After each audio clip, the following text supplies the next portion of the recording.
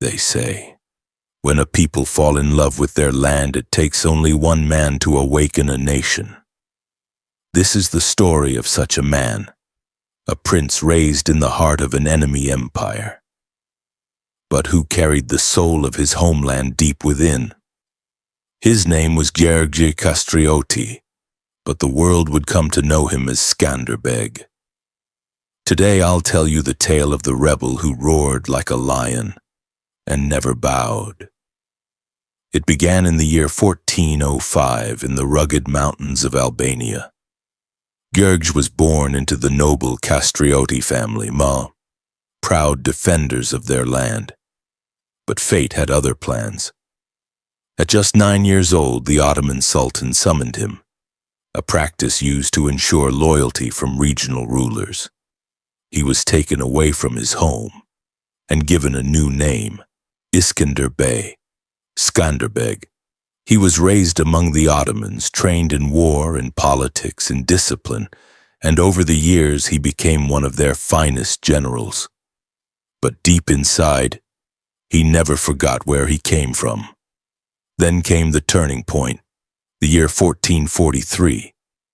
In the Battle of Niš, Ottoman forces were fighting against the Hungarians. Amid the chaos of war, Skanderbeg vanished with a plan as bold as any ever seen. He forged a royal decree claiming the Sultan had granted him control over the castle of Kruja. With just 300 loyal men, he marched to the fortress and took it without a fight. When the black double-headed eagle, the symbol of Albania, rose above that castle once again, a nation held its breath. The lion had returned.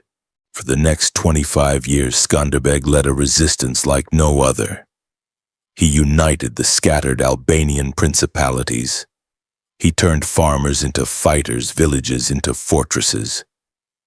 He knew he couldn't match the Ottomans in numbers, so he beat them with brains. He used the land, the forests, the mountains, the snow, guerrilla warfare, surprise attacks, vanishing into the fog, only to strike again.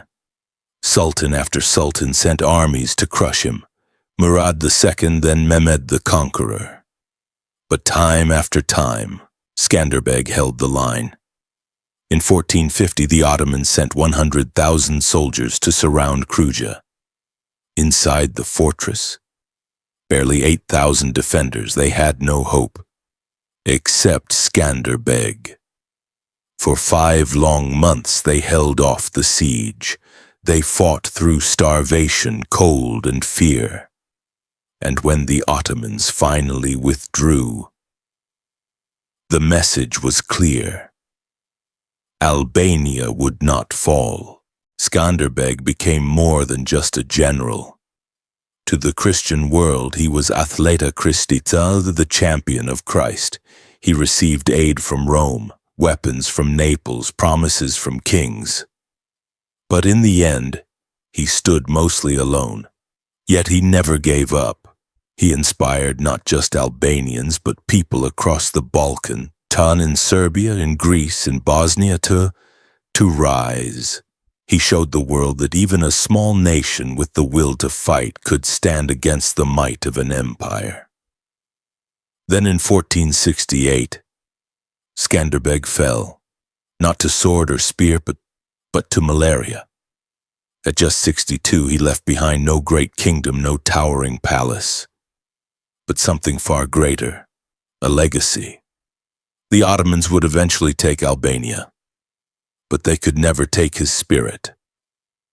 Today, in the heart of Tirana, his statue stands tall, proud and unshaken.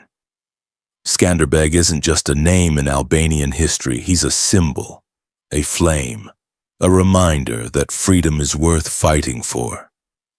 He didn't just win battles, he awakened a nation. He was a prince, a warrior, a rebel, and above all, the eagle of Albania.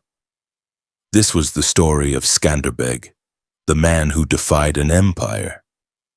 If you found it inspiring, like, share, and subscribe to history's untold stories. where legends come back to life.